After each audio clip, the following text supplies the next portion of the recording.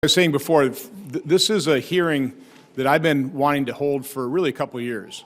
As we have held hearings on airport security and border security, I've been intrigued by the capabilities and the cost evaluation of using canine units, because I know they're very effective.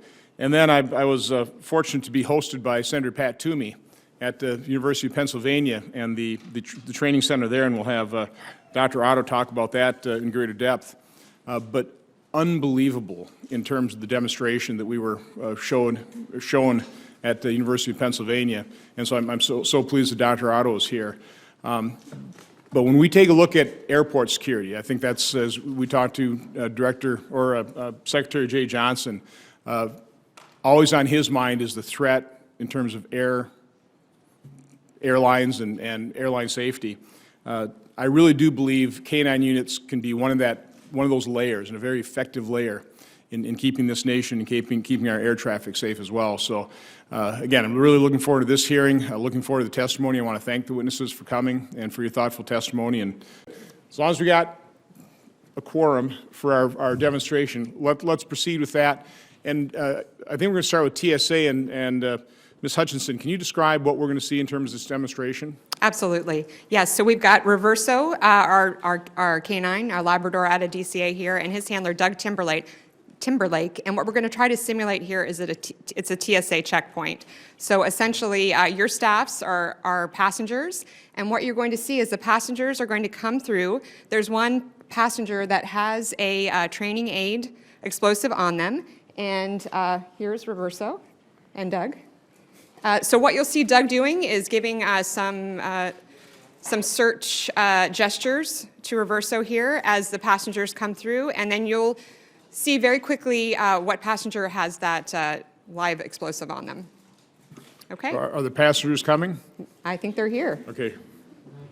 Okay, so we've got our passengers coming through the checkpoint here. We're going to see Reverso start to work. Use his nose. Up, yep.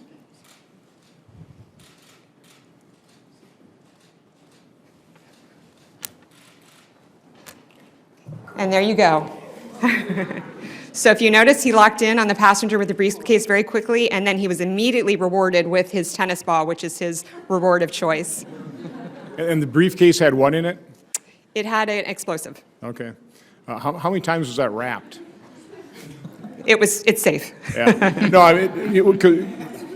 I'll move into that in other questions, because that's what amazed me in University of Pennsylvania, is how it's just almost impossible to wrap these things enough. It is impossible. Okay, our next one, Director Monteith, can you kind of describe what we're going to be seeing in this next demonstration? Yes, this is Ms. Jones and her canine Hudson. So Ms. Hudson canine Hudson is trained to find 5 different types of items. In the airport environment, they're going to be screening the passenger environment for any type of illegal agriculture products.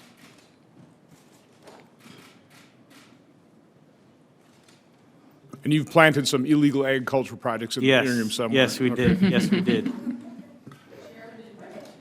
No, I'm a real rule follower. Now, so she responded. She sat down. So she's located it. Yeah, if you look right over the edge, so you can see it. And then what they have is an apple. Looks harmless enough. Right, right.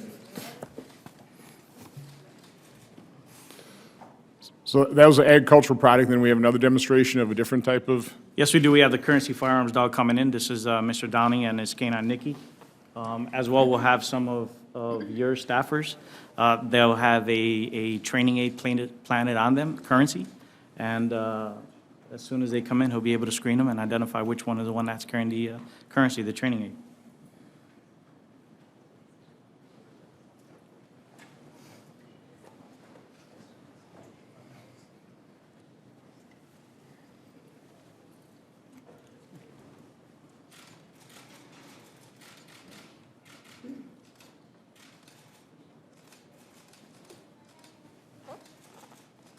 So as the passengers come through, Mr. Downey will start screening them with the canine Nikki.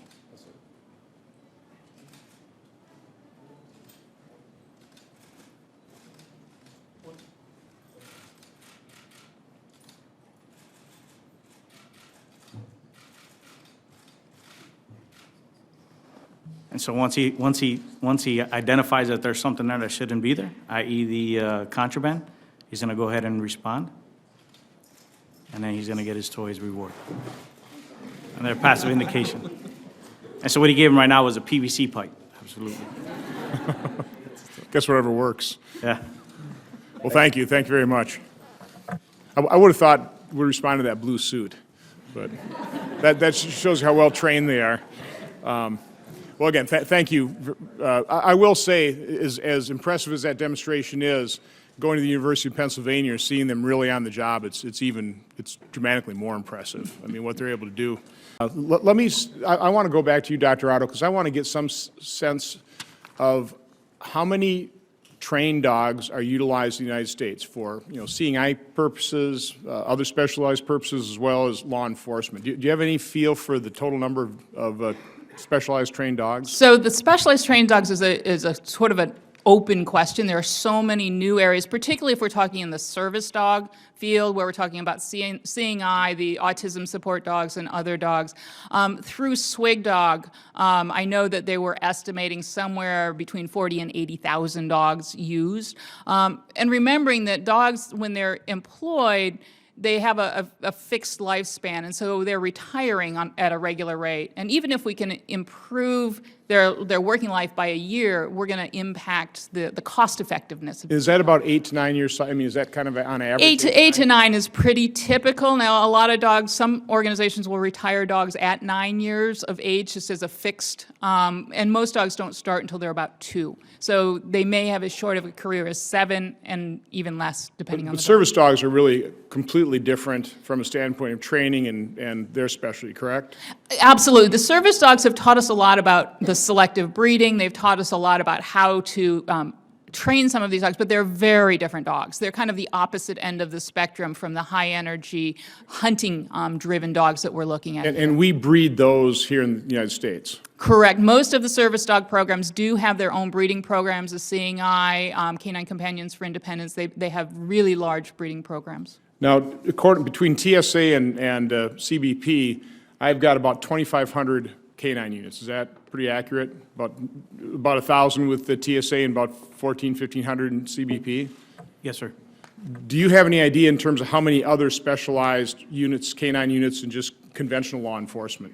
No, at this time I don't, sir. No. Okay, because again, I want to, because I want to get back to,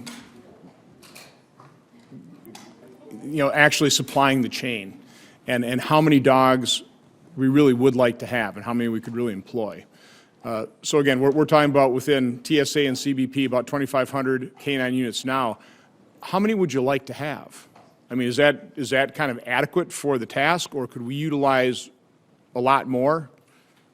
I'll start with you, Director Monteith. So I'll start with the question. So that would be an operational requirement to determine both components based on their needs of the service, to identify what would be their optimal number as far as what would assist their multi-layer approach as far as enforcement operations.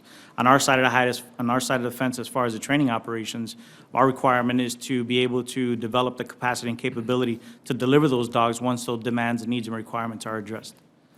But do you get a sense in working with the other folks in your agency that there's a greater demand? I mean, is there always demand for what you're trying to do? Or again, there may not be a demand because we just don't have the budget for it. So the current demand as it stands right now, you have the operational floors for the Officer Border Patrol, which is 1,113, and as well as for the Officer Field Operations, which currently right now is I'll tell you right now, 481. And so those numbers are still vacancies in the field that we're still trying to go ahead and backfill those positions. So we haven't reached that floor yet. So it would pretty much determine on the component to determine how much higher they would want to go after all those positions are filled. So you're saying you're 481 short right now? No, sir. Those are the positions. Oh, okay. How many short are you? So 25 positions right now for the Officer Field Operations and 300 for the Officer Border Patrol. So we're pretty good shortage. Ms. Hutchinson, do you have a sense in terms of TSA, in terms of what if you could have everything you'd want to provide the security that we're really looking for in this country, what's your sense? I think that's sort of the million-dollar question. I think today we have 997 teams throughout the nation. So what we've been doing within that group of teams that are currently funded is figuring out how we can really maximize them. So as you saw, that PSC capability, we just rolled that out in 2011, so 5 years ago, which is fairly recent for this new CONUPS. So what we're sort of learning over time is how to best utilize their time screening passengers, so really deploying them at those peak periods. So we're really trying to maximize with what we have. I think moving forward, I certainly see we would have more canines as part of the security. But of the 997, it looks like about only 300 are doing passenger screening, and others are deployed with other Modes. local law enforcement agencies. What are they doing? Also transportation, so they're doing trains and bus stations, and is it all transportation related? That's right. They service all the modes. So you would see them, potentially on Amtrak or, on buses, transit. Yeah, so they're covering everything. And many of them are also deployed in aviation. But to your question earlier, sort of about the supply, we lose about 13% of our dogs a year, so about 150 either retire for aging out or physical things. So we need to buy about 230 a year just to sustain the current operations. And we have found a good supply, if you will, of the dogs that we need. But however, we are going through this process of trying to procure more dogs domestically. So if we did have a surge, we'd be able to buy maybe quicker and bring on dogs into the program more quickly. Now, the ones that aren't used for passenger screening in airports, those are being handled by local law enforcement officials then? So you're supplying the local That's correct. agencies. We train the dogs and the handlers. We work in partnership with them today, yeah. So many of the, if we have an unattended bag as an example, we would call law enforcement for resolving that. So, Dr. Otto, we obviously breed a lot of dogs in this country. And, I mean, what's the secret sauce in terms of the European breeders that we are only going there? I mean, what's preventing us from breeding them here in the United States?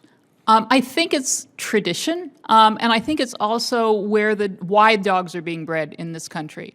In Eastern Europe, which is the major source of most of our working dogs, they have a long history of breeding dogs for work, whether it's specifically for work or even competitions that are work-related. In this country, we tend to breed dogs for pets and for show, and those are not the same kinds of dogs that we need for this kind of work. So in order to breed dogs in this country for this kind of work, we really have to look at what are we selecting. A lot of our Labradors are coming from hunting lines, so that's at least a domestic resource, but even so, they're breeding for different reasons, and so we're lucky when we get some of these dogs that are very successful, but we need to think about what are our goals physically, behaviorally, that support the tasks that these dogs are doing. And it's not always what the breeders who are competing or hunting with their dogs are breeding for. So identifying those traits, identifying if they're heritable, so that we can selectively improve the physical and behavioral characteristics of the dogs. Okay, well, I'll pick up on this next round. Let me go back to the metrics, because in our briefing here, we did, certainly one metric is apprehensions of drugs, which is probably one of the most successful areas, almost 40,000 apprehensions last year nationwide. I think it was last year, fiscal year 2015. Are there similar, first of all, do we have instances in TSA where we've detected bombs? Have we thwarted any attacks, or have we just been very fortunate that we haven't had those? Yes, as far as we know, we haven't had a terrorist come through a checkpoint with an explosive to be detected. So to your point, it's hard to measure the deterrence factor of having, a dog at a checkpoint or anywhere else. So that's difficult for us. Dr. Otto, can you talk about the specialized nature of the different smells, the different odors, and what that means from a standpoint of training? So there's a number of different odors, but the concept is all kind of the same on how we're going to train them. In our program, we train our dogs with foundation work where they learn how to search. They don't necessarily learn a specific odor. And then depending on their physical characteristics and their behavioral characteristics, we may put them into different careers. So dogs that are searching for humans in disaster settings are searching for a really large amount of odor associated with that person. And those are dogs that are going to be wide-ranging and really looking for odor. We also have a medical detection program where we've trained dogs to identify the odor associated with ovarian cancer in blood samples. That is a drop of blood, it's a very minute odor, and the dogs that work in that field are very meticulous and very thorough and work in a controlled environment. And so those are kind of the two ends of the spectrum. And then identifying the environments that you would want. The passenger screening environment is going to be probably more similar to our search and rescue environment, whereas maybe the more traditional screening of suitcases, we might get a little bit closer to what we're dealing with the ovarian cancer detection, but usually the amount of odor is still going to be much, much greater than what we would see in something like the medical detection. Is that what you are asking? Yes. Let's also talk about, because we talked a little bit about breeding capacity, and to me, that just seems like something we could overcome pretty quickly. Because there seems to be enough demand for these things, and we should know how to breed, so it's a matter of just getting the right ones. Let's talk about training capacity. Obviously, you have a certain approach to training which differs from other centers. Do we have a capacity shortage from a standpoint of training, and then ongoing training too? I'd like you to speak to you just talked about a team, and how important it is that these dogs are trained and the handlers actually conduct that training on an ongoing basis, correct? Well, I can talk about the ongoing training that's necessary based on what SWGDOG has recommended as national guidelines and what NIST and the OSAC and the Committee on Dogs and Sensors recommends for ongoing training of 16 hours a month of ongoing training for the canine handler teams. But most of what we're doing, we're not really working with those graduate dogs. So I think I probably would defer to CBP or TSA to address some of those issues. Okay, please.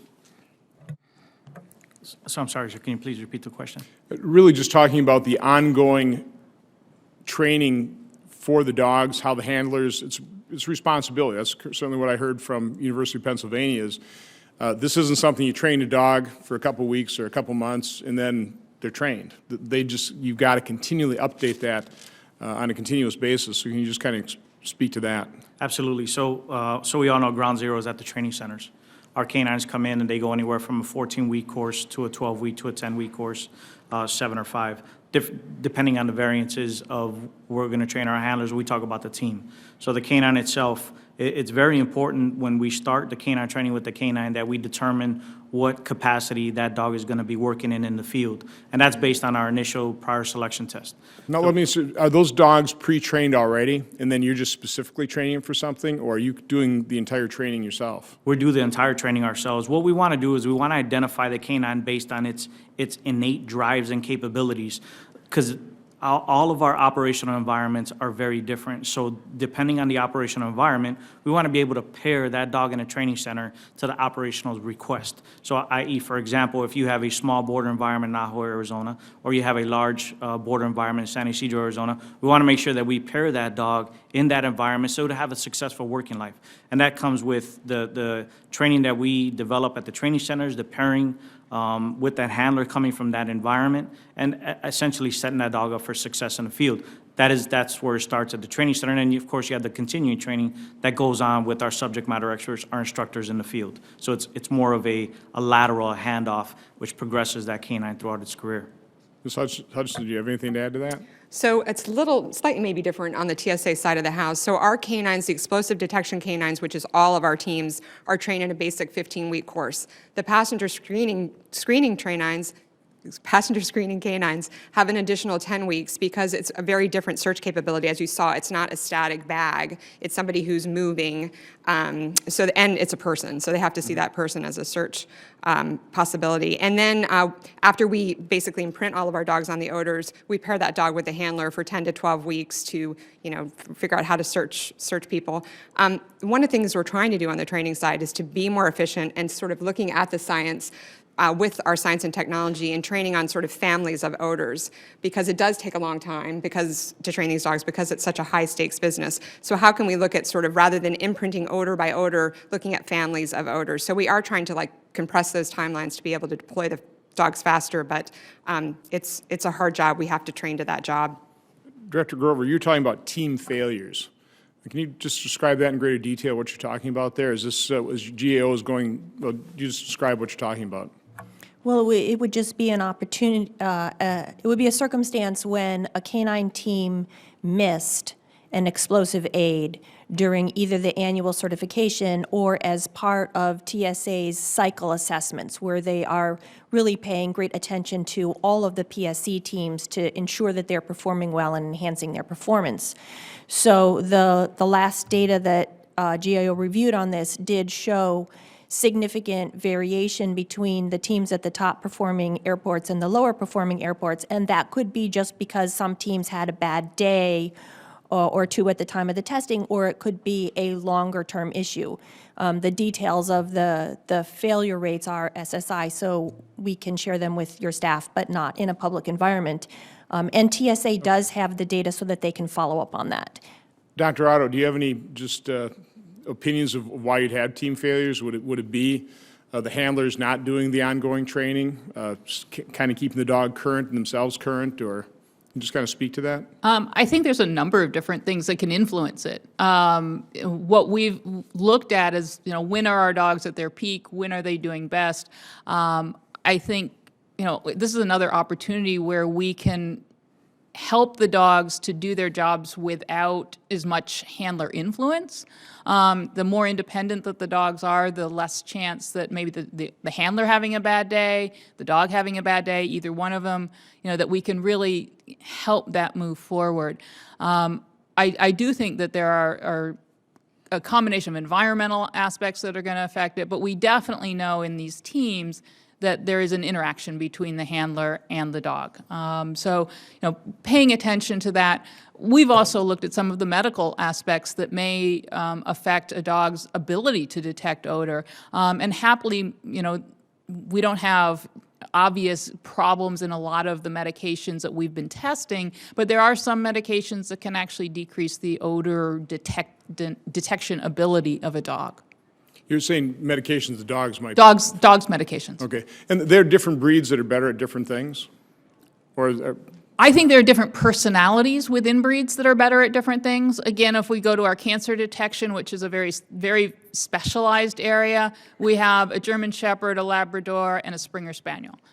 So, and in our search and rescue dogs, we have a spectrum of breeds as well. And it's so much more the personality within the breed. I think when we're really selecting these dogs that have the genetic capacity for odor detection, it's then how does that dog's personality interact with its genetics. Ms. Grover, you were talking about the added value of the specialized training for the passenger screening versus just conventional training. Bottom line, there's going to have to be some specialized training because they're dealing with passengers as opposed to down the bowels of the airport just going through bags, correct? Probably, yes. But GAO is an evidence-based organization, and so we would always want to make sure that TSA has good evidence to support that all of these additional weeks of training are necessary to get the outcomes. No need to spend the We appreciate taxpayer that, dollars, trust me. right, unless it's not necessary. And being that data's not all in place yet. Okay. No, being an accountant, I like evidence, I like metrics. Let me just close it out just to both TSA and CBP. I really do want somebody within your organization providing a written response to a question for the record about what's the desired level of teams here. My guess is you would all agree that they can be very effective, correct? And we really do need to take a hard look at, I don't want to be penny wise and pound foolish here. Just one instance of somebody getting through could be pretty harmful to our economy. So what I see that, the 1,000 canine units within TSA, the 1,400, it costs money, but it's in the hundreds of millions of dollars versus the potential harm of a problem here. So I really do want to get a pretty good sense of how effective these are, what's the total cost, and what is the desired level, because I'd like to be supportive of this. So anybody, let me just kind of close out the hearing, going down the line if you've got a final comment before we end the hearing. Start with you, Ms. Hutchinson. Thank you for the strong support your strong support of our program. As you can see, they're very effective. We saw it here this morning. I know we need more across the system. We'll get you that answer. We're looking at that as an organization. The only thing we didn't talk about, which I think is a huge benefit for canines, is just the ability to evolve them with the threat. So we can train them very quickly as new threats emerge, and we can also deploy them differently. So as the threat changes to insider threat, we can move them to the backside of the airport very quickly. So it's a very portable asset for us as well, and I think that's significant for our mission. Thank you. Mr. Montes. Once again, thank you as well. I want to point out one significant point is as we continue to evolve our CBP canine training program, one of the emphasis is the type of dogs that we're selecting in the process that we've been able to refine. I'll give you this statistical number because you said you like Matrix, sir. So, you know, over 15, in FY15, through our vendors, through our contract, through our open source, 428 dogs were presented to us for possible selection to enter in our service. Through our very rigorous performance and medical selection, we've only selected 278 of those. That's a 64% selection. So the dogs, there are an abundance of canines out there, but we're looking for a particular type of canine for our mission. Now, of those 270 currently, we have 208 that have completed training, we have 51 that's in training, and only 11 of those dogs weren't able to meet our performance standards. And we talk about lexicon as far as failure. That's what we would consider failures. So as it is right now, the CBP Canine program, on a return on investment of the taxpayer dollars, we're at a 95% success rate of dogs that walk through our door, that enter training, that we're able to train, certify, and create a working dog team for the CBP operational components to enforce and secure our borders. Thank you, Mr. Montes. Director Grover. Yes, sir. TSA does have an effective program here, and they have made great strides in using the metrics that they need to oversee their program, and we look forward to working with them to address these final issues remaining. Thank you. Dr. Otto. Yeah, I think that we all agree that the dogs do give us a huge advantage, and I think continuing in a collaborative research environment so that we can answer some of these questions, that we can provide those metrics and ongoing. And I agree that the dogs are so flexible that even if a machine could detect some odor, when we look at the environments that they're working in and things that change, that whole ability for the dogs to problem solve and reason really puts them kind of leaps and bounds ahead of any kind of machine type approach to this problem. Okay, again, I want to thank you all for your time and your testimony. I want to thank the handlers, the dogs. I know Senator Carper named them. He didn't mention Jerry. So thank Jerry for being just cute and soft. But again, thank you all. Really do appreciate it. With that, the hearing record will remain open for 15 days until March 18th at 5 p.m. for the submission of statements and questions for the record. This hearing is adjourned.